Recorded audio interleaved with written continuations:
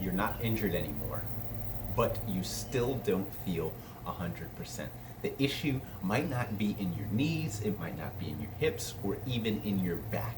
It could be because of your feet. Literally the one thing that no one's ever taught you how to restore. If you are somebody that's post-rehab, if you're somebody that's a weekend warrior, if you play recreational sports, and you still have pain and you still feel like you're at 60% but you're not injured anymore, I got you. This video is going to be perfect for you. Just tune in. All right, for you guys that don't know me, my name is Jarrett Phelps. I'm a kinesiologist and health coach, and I help people move better and feel better. And in today's episode, we are going to go over the foot, how you can restore the function of your foot so that your aches and pains start to go away. And a lot of people forget about the feet. They are basically the most important thing when it comes to moving around athletically at all, because your feet are the only thing that is in contact with the ground. If your foundation, aka your feet, has something wrong with it, it's going to travel up to your ankle, your knee, your back, even sometimes all the way up to the head and neck. So in this video, I'm going to show you exactly how you can start to get some relief and really feel better. Most people are, when they get out of rehab or they get out of an injury or something like that, they do their rehab and they feel like they're uninjured anymore, but they don't really have the performance they're looking for. They're coming back and they're feeling like 60, 70, or even like 75% like themselves, and they don't know how to get back to that 100 or even beyond where they were before. The feet are a huge way that I help people get back to restoring athletic foundation, which is exactly what we're going to focus on in this video. Okay, now, the reason why we want to focus on the feet is because they're the first and only contact point that you have with the ground, okay? If your feet are the foundation and you have something wrong with your foundation, you could imagine how this could affect things all the way up the chain. I've seen in cases where people's feet weren't working properly and they started having upper back and neck pain. So we have to focus on the feet when you're doing anything athletically. Also, whenever you're generating any sort of power, running, walking, throwing, any sort of athletic activities, jumping, right? You're going to generate the power from your feet. Whenever you do anything athletically, you're going to generate power from your feet. Again, if your feet are not sound and they're not strong, there's going to be a big problem with force generation. Also, we have to realize that we are stuffing our feet into shoes that are far too small for us. So because of this fact, your feet end up becoming weak and shaped in this weird way. It's happened to me. I'm actually on a long journey of restoring my feet because what I did was I was wearing Nike shoes my entire life. And I was part of those people that would walk. You don't want to get creases in your shoes, so you don't actually bend your foot when you walk. You walk like a duck, so that you don't crease your shoes. And that didn't really seem to bother me in my early teen years, but once I hit about 19, I started feeling it a little bit. Once I hit 22, oh gosh, I was feeling all sorts of pain in my feet, in my knees, in my back, and I did some rehab stuff, but it didn't seem to get better until I started focusing on the feet. So what I'm going to do is I'm going to show you how to, one, get rid of the tension that's built up in your feet because of the shoes and the footwear that we normally wear and the fact that we just don't get enough stimulation on the feet. And two, I'm going to show you how to build up some muscles, some strength on all of these little small muscles in the feet that seem like they're not really doing much, but they're actually doing a lot. So let's get into it.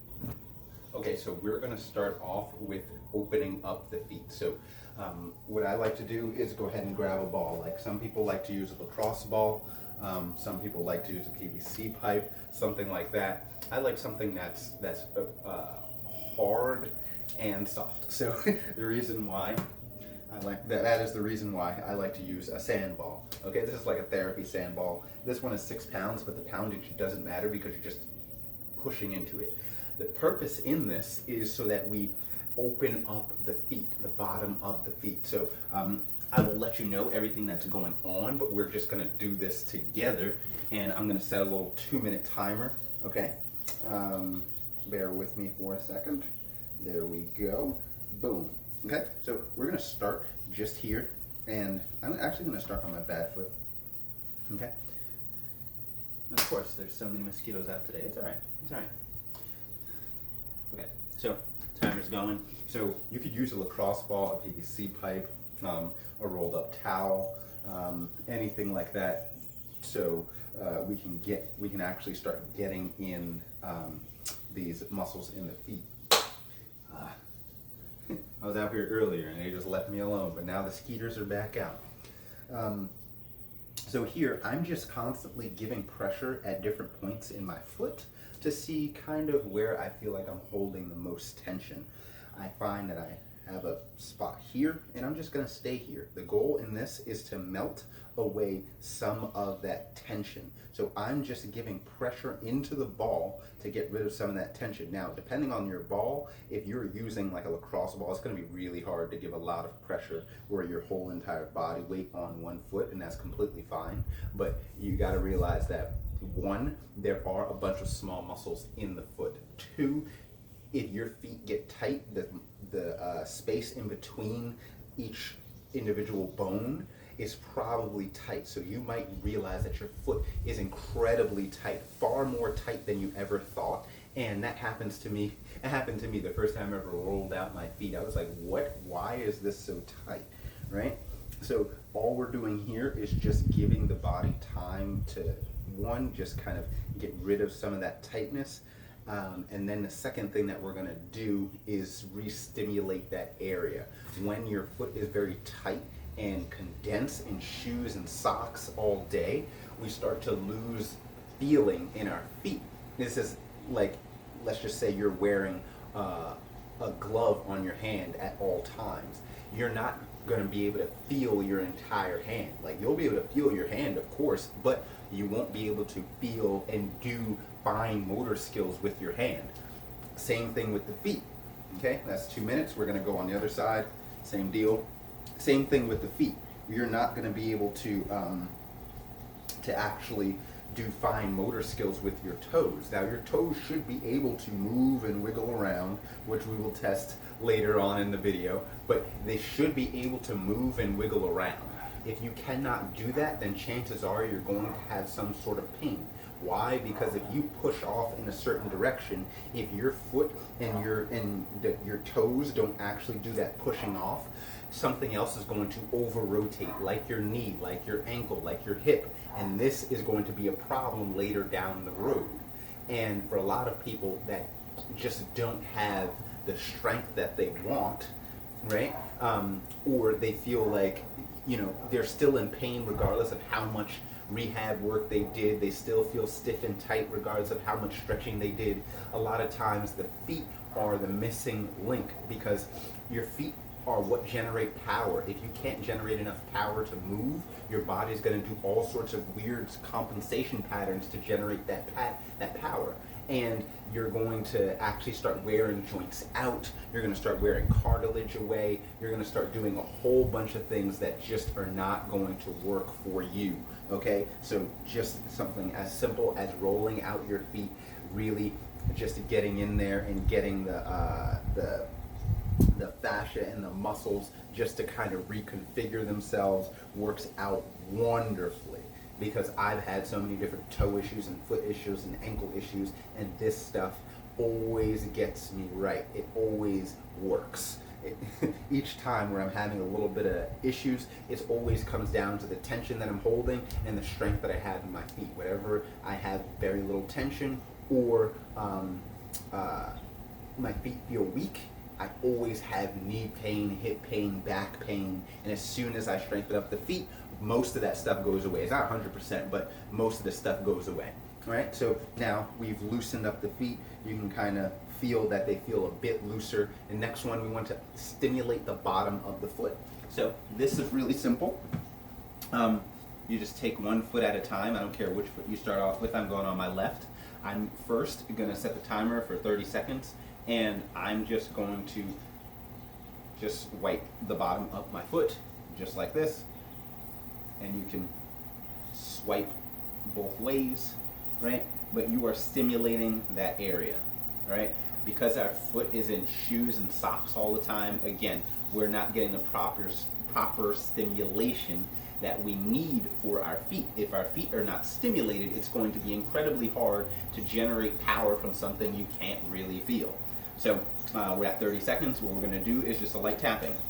You can go harder if you want, but we're literally just waking this area up. Just waking the area up. Make sure you get the toes, go all the way down towards the heel. A lot of times if people have some sort of plantar fasciitis, it has a lot to do with the collapsing of your arch, which has to do with the strengthening of your toes and your feet. And just doing these simple, waking the foot up and breaking up the, there we go the other side. So we'll start with the swiping. And breaking up of the neurological patterns, right, can really, really help you out. Whether you have high arches or no arches, it's not necessary that you need to have like an incredibly high arch. The goal is to be able to hold tension in your feet, but also be able to hold no tension in your feet, which is very difficult for some people. Some people are usually stuck in the middle where they're just holding too much tension and they can't move, and we'll go to slapping, or their feet are just so weak they can't hold any tension at all and everything just collapses. Your foot needs to be able to do both. It needs to be able to hold tension, and it needs to be able to be flexible. And the easiest way to do that is to make sure that your nervous system is on board, because your nervous system is going to be the dictator of how strong you are going to be in your feet. Okay?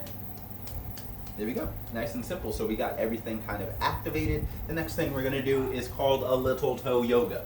Okay, so what we're going to do here, start with the feet up, just like this. I want to go pinky toes down, the next toe, the next toe, the next toe, and then reverse it, big toe up all the way to the pinky toes. All right, we're going to go for a minute. Now, let's just get it going. If you're doing this, right, so again, we're going pinky toe down, step back a little bit, pinky toe down, boom, and then reverse it. If you notice that it's hard to go pinky toe down, or it's hard to come back the other way, or your toes just don't move individually, that is okay. We are training our nervous system to move our toes individually.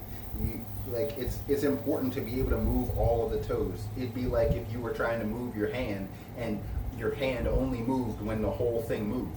You wouldn't be able to get much done. You wouldn't be able to generate much force in a pushing, a pulling, a throwing motion. So what we want to do here is make sure that everything kind of can move, and it's not just tied to everything else. For me, my second and third toes tend to be the biggest issues moving. My pinky toes and my big toes have gotten way better over the years, and I'm sure you can tell on this foot right here I have a bunion that is from stuffing my toes into shoes that just didn't fit me, and not stopping, as well as breaking the toe. So there's all of that, and we're gonna go ahead and continue for just a little bit longer, 8 more seconds.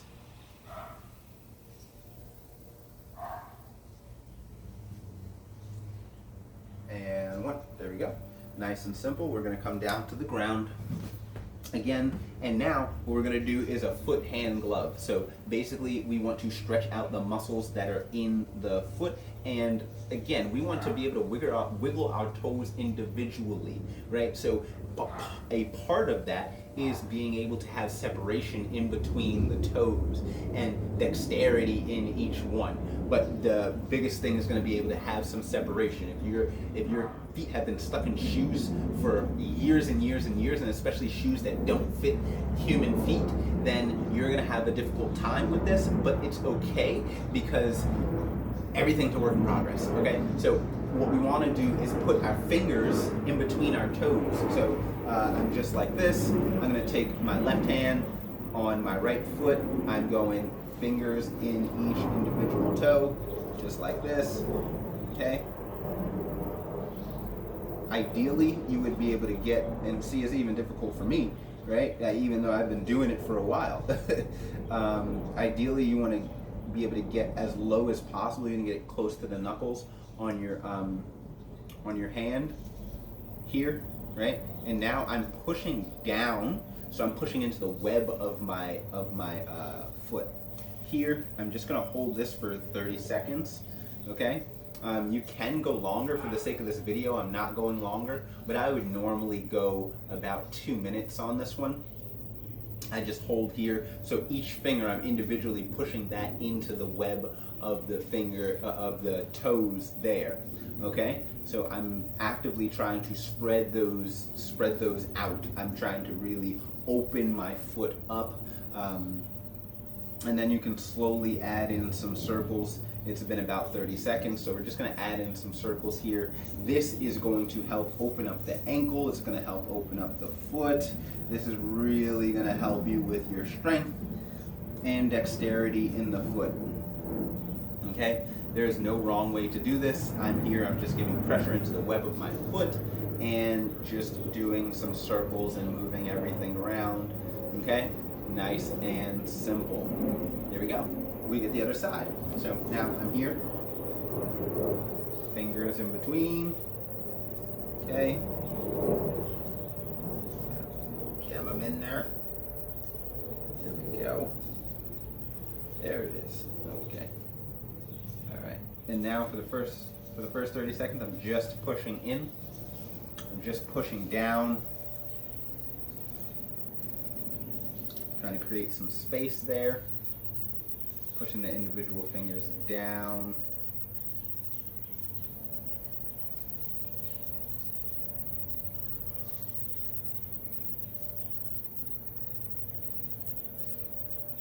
There it is. And then we'll go big circles.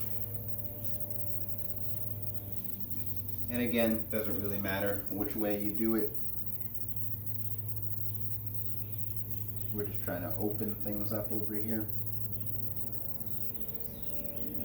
Like to do some rocks, some circles, some flexion, extension.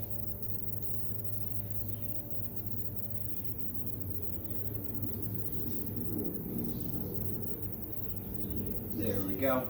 Boom. Okay, next one. Stand up. And then we're here. Again, we're going to do that toe yoga where we're bringing the pinky toes down. Boom. And then bring the toes up. Just focusing on moving again. It may seem like it's easier now just because we have some more space in between and you're more aware of your individual toes. Or it may feel about the same. All good. Either way, we want to practice individualizing the feet and the toes so that we can move easily. And don't be shocked if, again, this is difficult for you. Most people don't individualize their toes, so this does tend to be difficult for people, but trust me, when you're able to start to do this more easily, a lot of the aches, the pains, the constant tension and soreness that you feel will start to dissipate because your body is just getting more and more connected. Ideally, you should have a connection that starts all the way from your foot and goes all the way up the chain to your glutes, connects to your core, and even connects to your spine, right? So if you don't feel this stuff, it's okay. It's happening anyway, right? There it is. We'll cut it off there. The last one that we're going to do here is called a toe curl, okay? So the toe curl, I'll go to the side like this. All we're going to do is curl our toes in like this, almost like you're scrunching them up, okay? Just like that, okay? We don't want to do this thing, right? Because that's not it, and the foot is not in contact with the ground. I want to make sure that the ball of my foot is in contact with the ground as well as my heel. When I scrunch in, it's almost like you're creating an ankle lock, right? So if somebody were to like kind of push down here, they cannot do that action. You're trying to push down here, they cannot do that action. If you just crunch them underneath, it's not going to work, okay? So what we want to do is keep the ball of the foot down, heel of the foot down, crunch in while leaving those 2 points of contact, and then relax. Crunch it in and relax. We're going to go for a minute.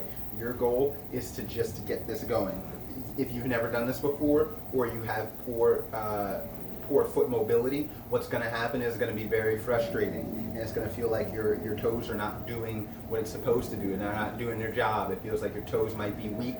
It feels like your toes might be broken or dysfunction, and they may be broken and dysfunction. But doing this and actually having the intent is going to help train your nervous system to be able to actually get it done. So don't feel bad if you can't do it right now. When I first started, I didn't even know I would, like my foot was just doing like this weird stutter thing. All right, so we're crunching in and out. Imagine if you had a towel here and you scrunch the towel up and you're pulling it in and then relax. So you're pulling that towel in and then relax.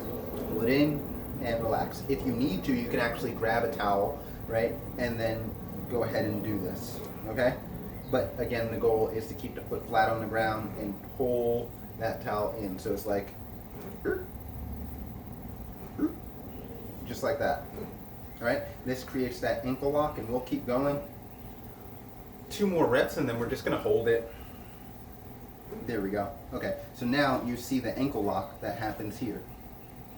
This is really what we're trying to train when we're training the feet and the toes and the ankles, is because, and we're going to still hold this, we're going to hold for about another 20 seconds. If you need to, relax for a second and regain it. But again, remember, heels down, ball of the foot down. Don't curl it all the way up here. Make sure everything is still in contact with the ground.